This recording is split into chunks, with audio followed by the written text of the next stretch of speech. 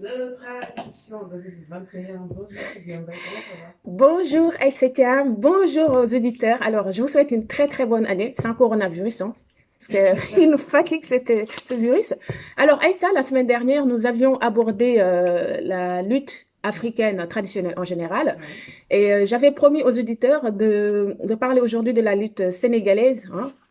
Donc, on va récapituler, je vais y arriver, puisque jadis tous les peuples négro-africains pratiquaient la lutte traditionnelle pour célébrer la fin des récoltes. Alors le Sénégal ne fait pas l'exception, puisque les populations les plus connues dans la lutte traditionnelle sénégalaise restent les Lébou, les Ouais. Sérères et les Diola. Jusqu'ici en fait, ils sont d'excellents lutteurs. Alors, dans le temps, les premiers combats de lutte lors des fêtes des récoltes opposaient les lutteurs entre villages dans des championnats qu'on appelle Mbapat pour désigner la lutte traditionnelle au Sénégal. Et si on prend l'exemple chez les Sérères ou les Diola du Sud, hein, alors le champion pardon, du tournoi est était récompensé avec soit du bétail, des sacs de riz, des sacs de céréales et bien d'autres choses, hein. À ce moment-là, il n'y avait pas d'argent. Alors, au fil du temps, la lutte traditionnelle sénégalaise devient de plus en plus importante et prend une ampleur nationale et internationale. D'où aujourd'hui, nous parlons de millions, nous parlons de gros cachets de lutteurs, mais aussi nous parlons de grands noms qui ont marqué l'histoire de la lutte sénégalaise. Je ne peux pas parler ça sans citer quelques noms pour leur rendre hommage parce qu'ils le méritent bien. Donc, je commence par Falaye Baldé, qui a lutté dans les... En fait, lui, il a eu sa gloire dans les années 60-70. Ouais.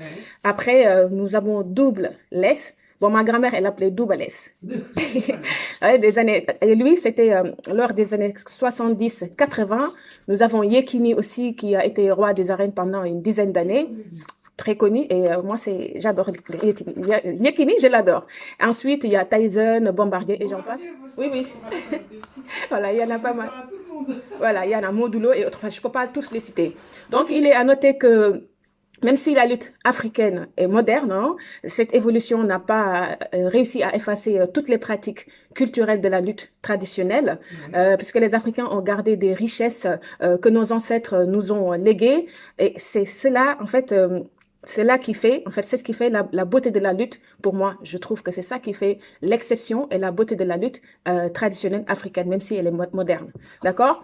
En fait, d'ailleurs, on sait que la lutte, elle est devenue maintenant comme tous les autres sports, hein, puisque la lutte participe à la force mentale du lutteur, à la force physique, la force stratégique, ainsi que la force vitale, hein, à travers des énergies utilisées sous forme mystique qu'on appelle Khon en Wolof, ceux qui sont tirés en fait de la religion traditionnelle africaine ou bien parfois de l'islam. En fait, c'est un mélange, d'accord? Alors, nous avons par exemple quand il y a un combat de lutte, parfois on voit, tu vois, lors du combat, le grand jour, il y en a parfois, ça arrive, hein, un lutteur qui a l'air nonchalant, que tu regardes, en fait, on dit que, bah, on sait qu'il n'est pas dans son assiette. On dit peut-être que le marabout l'a trop attaché pour qu'il soit terrassé, tout simplement. Alors, cependant, je me suis amusée aussi de chercher à comprendre et à partager avec vous, chers auditeurs, comment la lutte sénégalaise s'est professionnalisée au fil du temps. Ouais. D'accord? En effet, en fait, on parle de lutte avec frappe, puisque aujourd'hui c'est la lutte avec frappe qui est la plus connue, tout en sachant qu'elle n'existait pas d'antan. C'est-à-dire qu'en fait, la lutte avec frappe est venue avec la colonisation, précisément dans les années 20. L'histoire raconte que c'est un Français, un colon français, qui était propriétaire d'une salle de cinéma El Malik, qui est un cinéma très très connu à Dakar, hein, qui fut le premier à dénaturer la lutte traditionnelle sénégalaise. Et on raconte qu'il avait aussi besoin d'argent parce qu'en fait, il devait rentrer en France et il n'avait pas assez, peut-être beaucoup de sous pour venir rentrer. Donc, il a décidé d'organiser des combats de lutte au sein même du cinéma. Et il paraît que lui-même, il n'hésitait pas à participer souvent dans les combats. Et en fait, c'est par la suite qu'en fait que les lutteurs étaient rémunérés en fait avec les entrées payantes. D'accord. Tu vois? Donc la lutte avec frappe est issue de cette histoire qui s'est finalement répandue et s'est professionnalisée dans les années 70. Alors, elle engendra aussi les premières arènes de combat et surtout la mise en place de règles écrits, de règlements écrits qui définit le professionnalisme de la lutte sénégalaise. Mais a suscité aussi une organisation efficace gérée par la CNG, qui est le Comité national de la gestion de lutte au Sénégal, dont tous les lutteurs professionnels y adhèrent. Hein. Et actuellement, la lutte sénégalaise fait partie de celles qui représentent la lutte africaine à l'international et en lutte olympique. Ah, je ne sais pas qu'il y avait cette discipline Ah si, D'accord. si, ça existe. Et c'est pour cela d'ailleurs que en fait, les lutteurs actuels font aussi de la boxe, car on sait très bien que maintenant, être plus costaud ne suffit plus. Hein, être plus grand ne suffit plus pour être un bon lutteur. Il faut être polyvalent dans les différents domaines du sport, la musculation, la boxe et tout. D'ailleurs, la boxe est intégrée maintenant dans la lutte sénégalaise. Hein. Et la lutte africaine, en fait, professionnelle, parce que il n'y a pas que le Sénégal qui a réussi à professionnaliser sa lutte traditionnelle. Et cependant, on observe aussi dans la lutte sénégalaise plusieurs rituels mystico-culturels. Dans tous les sports au Sénégal, il y a toujours des rituels mystiques. C'est la tradition haïtienne, ça on peut pas l'enlever. Alors donc ouais, je disais que en fait les rituels mystico-culturels des lutteurs avant le combat, en fait, on a mis en place toutes sortes de rituels qui prennent d'ailleurs leur source soit dans la culture ou soit dans la religion traditionnelle ou ce qu'on appelle la spiritualité africaine. Ouais. Toutefois, les combats de lutte aussi sont très bien structurés et restent très, très protocolaires.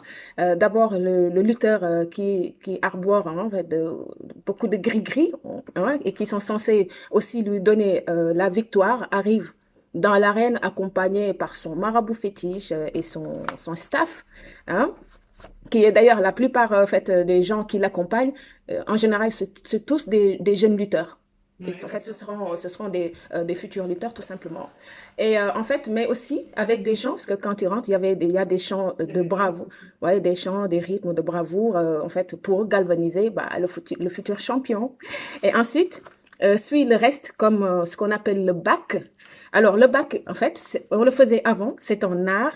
C'est une philosophie, c'est de la poésie, c'est de l'histoire. D'ailleurs, mon oncle, le journaliste qui m'expliquait ça hier, il me disait en fait de Bach, quand on lit les poèmes de Léopold Sédar Senghor, il parle beaucoup de poésie gymnique. En fait, il se référait sur la Grèce antique, l'histoire de la lutte en Grèce antique, d'accord? Et il s'agit aussi dans les comment on appelle ça?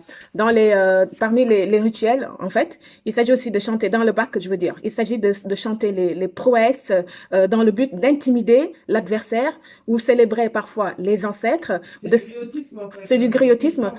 Oui, et de séduire aussi son public parce que parfois, quand il finit de faire le bac, le lutteur qui est accompagné de son staff, il fait le tour de l'arène pour danser, montrer hein, que lui, il est en forme. Hein. Alors, le bac, en fait, ou le tous, parce qu'il est appelé tous, est actuellement remplacé par la chorégraphie, hein, qui représente aussi une danse et un rythme spécifique pour le lutteur et son écurie ou sa communauté. Puisqu'en fait, au Sénégal, la lutte, elle est organisée par écurie. Chaque lutteur appartient à une écurie. Nous avons l'écurie FAS, nous avons actuellement l'écurie Rock Énergie, qui est une école de lutte. Manga 2, c'était un très très grand lutteur aussi dans les années, si je ne me trompe pas, dans les années fin 90, 2000. Je me rappelle très bien de lui. Alors, tout cela aussi est valable en fait pour les deux lutteurs, hein, c'est-à-dire chaque lutteur a son entrée et son bac et voilà. Je veux pas dire de bêtises. alors, lorsque les griots aussi entonnent les chants traditionnels, hein, nous avons par exemple le Ndaourabine. Le Ndaourabine, c'est une danse qui est très très connue. Je crois que c'est une danse d'origine lébou. Il y a aussi un autre journaliste qui m'expliquait, il me parlait en fait, d'une danse qu'on appelle Gadialdé. Dit Gadialdé, en fait, c'était à l'époque traditionnelle, c'était, disons, c'était un rythme du roi. Quand le roi rentre, c'est ça qu'on jouait pour montrer que le roi, il est là. Parfois aussi, on l'utilise dans la lutte traditionnelle quand le lutteur rentre dans l'arène. Hein? C'est beau, hein? C'est beau ça. Alors, Aïssa, parmi les rituels aussi, nous avons le bain de lait. du lutteur, puisque en fait parfois tu vois lors des préparatifs avant le combat, on voit le lutteur qui se verse du lait partout sur le corps, et c'est pour chasser les mauvais esprits. Nous avons aussi le cure-dent, parfois il met son cure-dent. Ouais, le sotu. Alors, le cure-dent, en fait, il me dit que 30 secondes. Ah bah, Mess, bah, écoute, c'est pas grave. Je vais juste conclure en remerciant, bien sûr, Pape Bakary Sissoko, qui est philosophe, formateur et conférencier, y compris Monsieur Bekay Mbaye, qui est un journaliste spécialisé dans la lutte sénégalaise, qui m'a aidé, et enfin, Monsieur Moko Ndiaye, qui est journaliste et écrivain. Merci à tous, et puis je vous donne rendez-vous semaine prochaine pour une autre chronique. Beaucoup, avec plaisir. Merci beaucoup pour ce moment de partage de voyage. À mardi. À mardi.